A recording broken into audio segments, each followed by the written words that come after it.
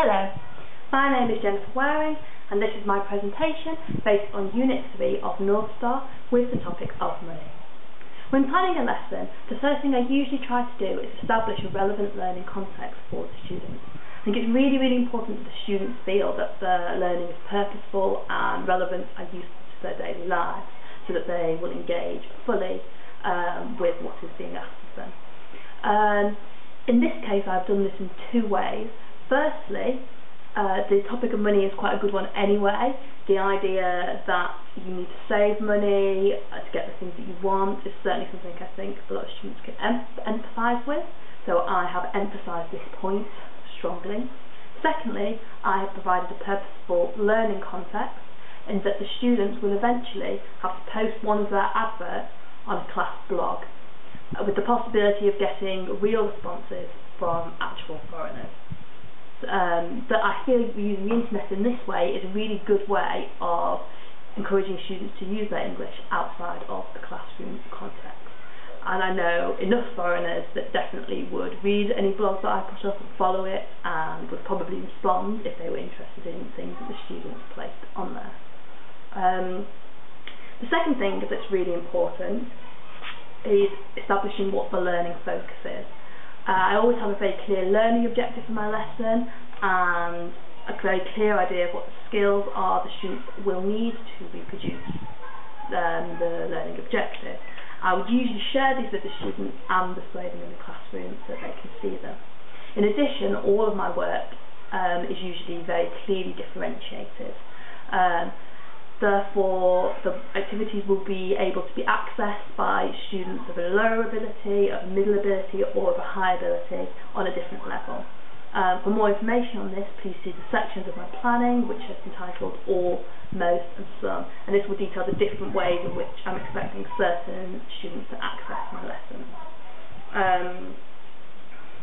After meeting, observing and assessing the students, I would then decide whether I needed to adjust the baseline of assessment for the lessons or not. I have divided each lesson into three sections: a warm-up, part 1, and then part 2. I usually start my lessons with a form of introductory warm-up. The idea is that this should be something that they know, that it makes them feel more confident, and also that it introduces the prior learning which is going to be necessary for the subsequent lesson. For this particular first lesson, I decided to do a teacher role play.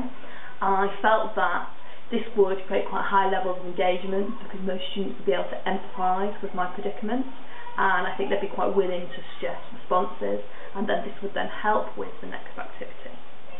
So activity 1 continues to review this learning, but it also introduces new learning in the form of the chapter's title, which is an idiom, in kind of a relevant and contextual fashion.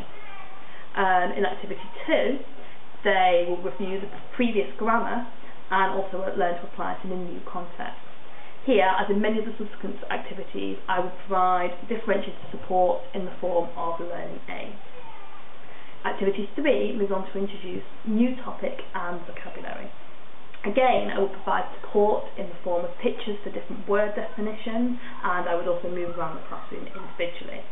At the end, I would conclude with a vocabulary game to review and consolidate the learning in an enjoyable fashion. In a lesson of this length, it's important to keep activities brief and varied in order to maximise pace and therefore concentration. The activity should use a variety of different techniques for students to work in a range of ways. In this part of the lesson, students are shown visual and written stimuli presented in a variety of formats. They also have opportunities to work individually, in partners, in small groups, as a class, which should cater for different students' preferences. There would also be opportunities for assessment throughout, through differentiated random questioning, so I would just begin to establish their ability and get an idea of what they can do. I would also listen to group discussion. I'd be observing who was joining in and who wasn't, about speaking to individual students if they weren't joining in, and trying to assess their ability on an individual basis. At this point we would probably have a short break, so they have some opportunity for movement, to ask me any individual questions, etc. Then I would move on to part 2. Activity 1 of part 2 moves on to a listening skill focus. It again offers the opportunity to work in a variety of ways. The game format gives the prediction part of the activity a purpose and hopefully makes it more enjoyable and engaging. Activity 2 is designed to scaffold debating skills, as this is something I know Korean students often struggle with and need a lot of help and support with. The idea is that then it will be very easy for everyone to access activity 3, but also that they can build on the skills from this section in subsequent lessons. I would move around the groups, listening and assessing ability, and in future I would probably put students in mixed ability groups for debating and discussion, so that the stronger students can support the weaker students.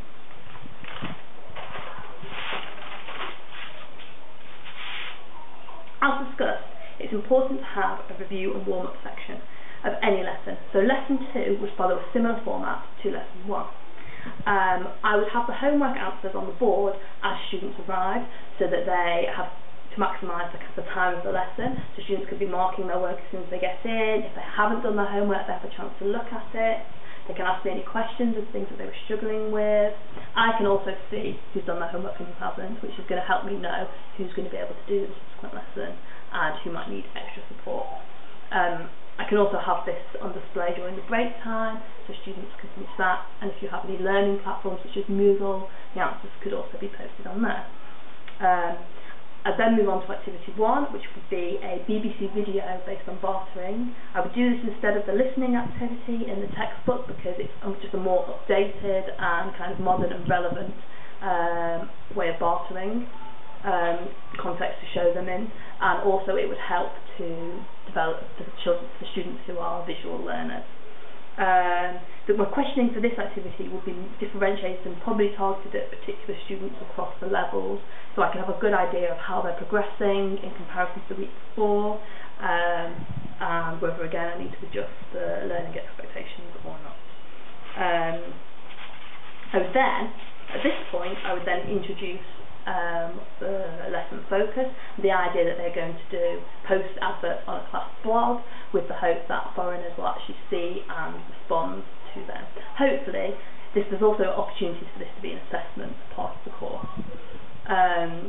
if necessary. Hopefully this would really motivate students, and knowing that it's an assessment and knowing it's part of homework would mean that they really have to focus hard on the lesson itself. Activity 2 reviews the focus on connective and debating skills from the previous lesson, as well as providing another relevant context, because myself or the students could write up their shopping suggestions again on the class blog, so that foreigners can see them and use their advice. This could also be set as homework. I haven't done it in this instance because it's speaking and listening rather than a writing class, but it's an opportunity for students who want to do it. Activity 3 builds on activity 2 and adds the grammar focus in the concept of debating and bartering skills.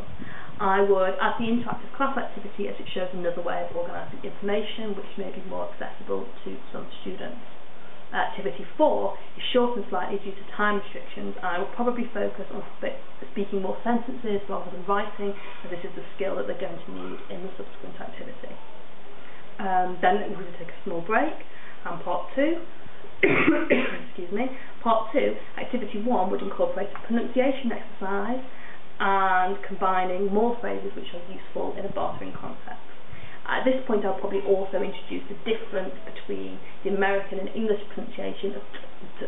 This usually comes up quite naturally anyway because I myself am English, but it's also important because in the TOEIC test students have lots of different accents and they need to be aware that there are exceptions to the rule.